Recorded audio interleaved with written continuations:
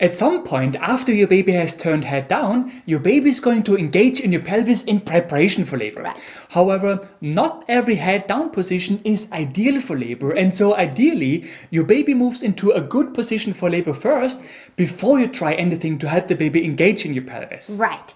So in this video, we are first gonna explain what the optimal position for labor looks like and what the signs are that the baby is not in a good position for labor. And then we're gonna tell you what you can try to bring your baby into a better position. Yes, and then at the end of this video, we're also going to tell you what it means if baby is not in the best position when labor starts. Right. This is Nathalie, a pregnancy and birth consultant and TCM therapist. And that's Mathias, a researcher and Science Geek, and we are here to help mummies and their babies naturally and science-based. So let's talk about your baby's best position for labor. Okay, so first of all, what is the best position for labor? Well, when your baby moves through your pelvis during labor, your baby cannot just move from top to bottom in one and the same position. Right. Baby has to constantly change the position of the head to adjust to the shape of your pelvis. By the way, we explain exactly how a baby moves through the pelvis in our free mini birthing course. Right. If you like, watch it right after this video. Anyways, because of the shape of the pelvis, the best position for baby to move through it is obviously a head down position. But it is equally important that your baby also faces your back. This is called occiput anterior. Yes. The opposite position is called occiput posterior. It is the most common malposition in labor, and it often leads to complications and medical interventions, including C-sections. Yeah. That said, luckily some 85% of posterior babies will rotate into a better position during labor. Yeah.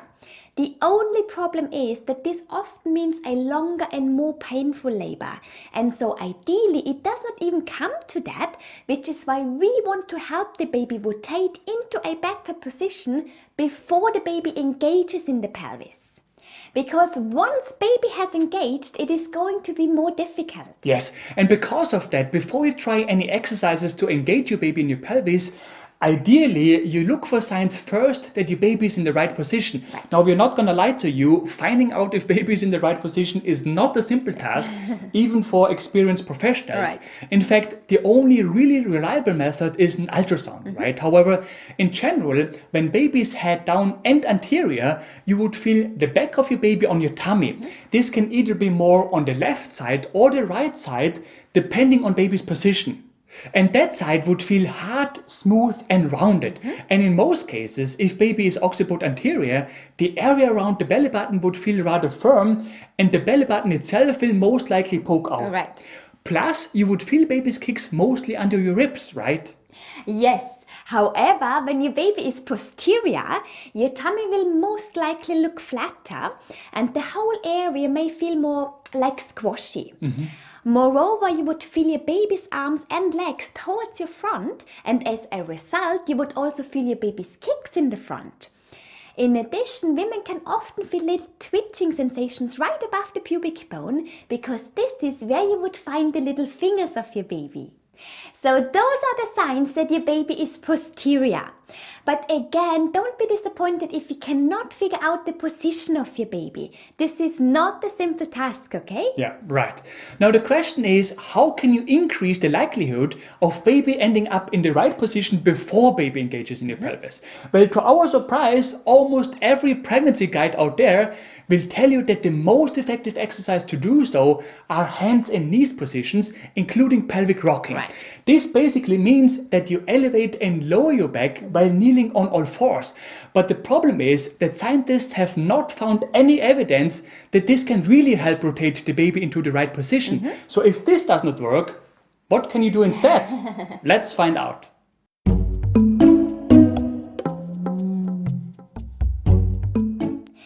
Among others, scientists have found that the rate of posterior presentations has drastically increased over the last few decades. Yeah.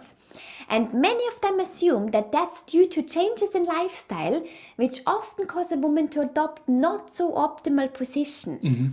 Most importantly, we are talking about positions which involve reclining the back. Yes, and this has to do with gravity. The baby's back is the heaviest side of the baby's body. So when you lean backwards, your back is lower than your tummy. As a result, baby's back will naturally gravitate towards your own back. Right, so what can you do? Well, from about week 34 onwards, ideally, whenever you sit, you don't cross your legs, you don't put your feet up, and you try to avoid reclining positions. Also, try to make sure that you sit straight and that the level of your knees is lower than the level of your hips. Yes, even better, try to slightly lean forward if that's comfortable for you, because this will provide your baby with more pelvic space. Plus, in that case, your baby's back will gravitate towards the lower side of your abdomen. So, for example, when you read a book, rest your elbows on the table by leaning slightly forward. Or, if you like, sit backwards on a chair with your arms resting on the back of the chair. Yes. But an even better way to sit is sitting on a birth ball as often as you can throughout your pregnancy, because when you do, you keep your feet apart, your knees are below your hips, and you don't recline your back. Yeah. On a birth ball, you always either keep your back straight or slightly lean forward to keep the balance.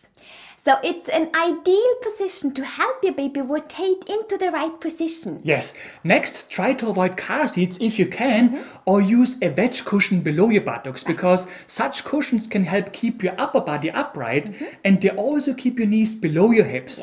Just make sure that the use of such cushions does not jeopardize your safety in the car, right? Right. And finally, try to avoid back-lying positions and try to sleep on your side instead.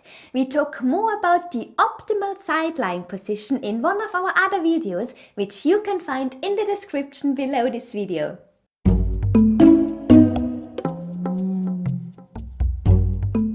We have already mentioned that there is no scientific evidence that pelvic rocking on all fours can help rotate the baby. However, scientific studies to date have not focused on pelvic rocking on a birth ball for optimal fetal positioning.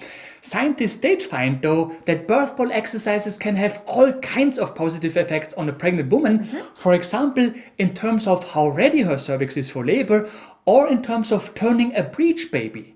And at Nathalie's practice, we do believe to observe that there is a tendency for babies of women who do birth ball exercises to be in a better position for labor. Right. We just don't have any proof, because it is obviously very difficult to say what exactly has caused a baby to change position, right? Yes, but that would not be a surprise, because unlike pelvic rocking on all fours, pelvic rocking on a birth ball makes you constantly change the angle of the pelvis for your baby. That, together with the movements that you make when rocking your pelvis on a birth ball, offers your baby many different kinds of positions to help the baby get into a better position for labor. Yes, so if your doctor allows you to do birth ball exercises, why not try them? Exactly. We show you how to do pelvic rocking on a birth ball in one of our other videos, which you can find in the description below this video.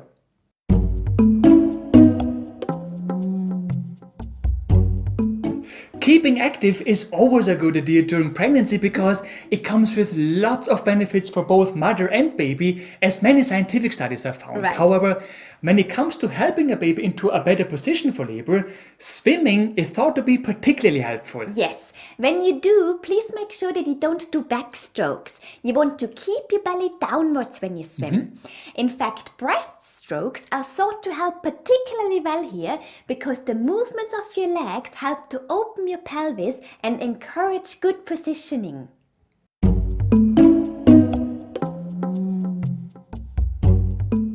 As long as you're not sure if baby is in the right position, it is recommended to avoid deep squats.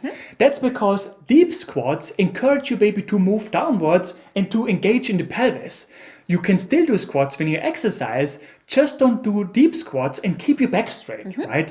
We show you how in another video, which you can find in the description below this video.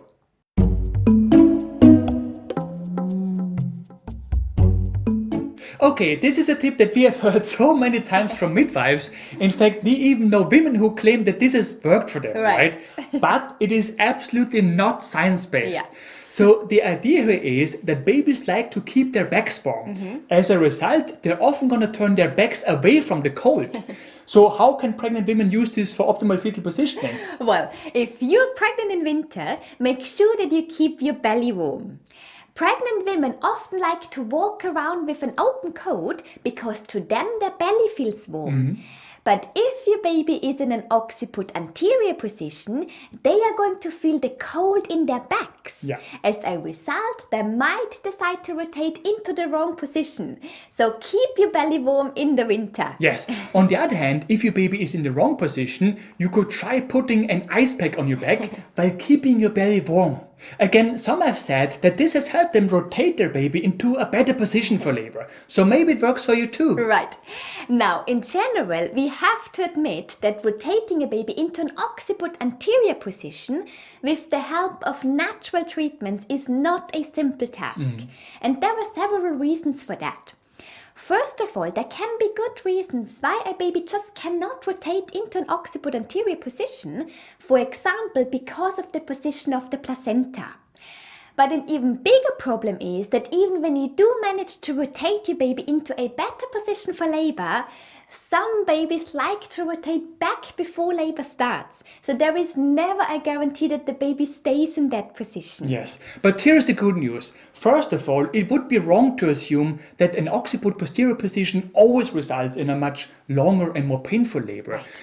We really know many cases of women who had quite a short and easy labor despite their baby's malposition. Yes. But that tends to be more the case if this is not your first pregnancy, right? Still, even if your baby remains in a posterior position for labor, please do not automatically assume that it's going to be a problem. Yes. And second, as mentioned already, some 85% of babies who are occiput posterior before labor do rotate into a more favorable position during labor.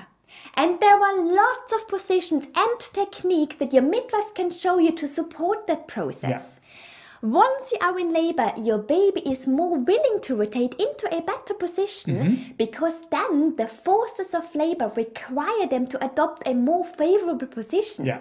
But these requirements are not present before labor. Yes, and if you want to know why a baby is more willing to rotate during labor, watch our mini birthing course in which we teach you exactly how a baby moves through the pelvis. Link can be found in the description below this video. Right.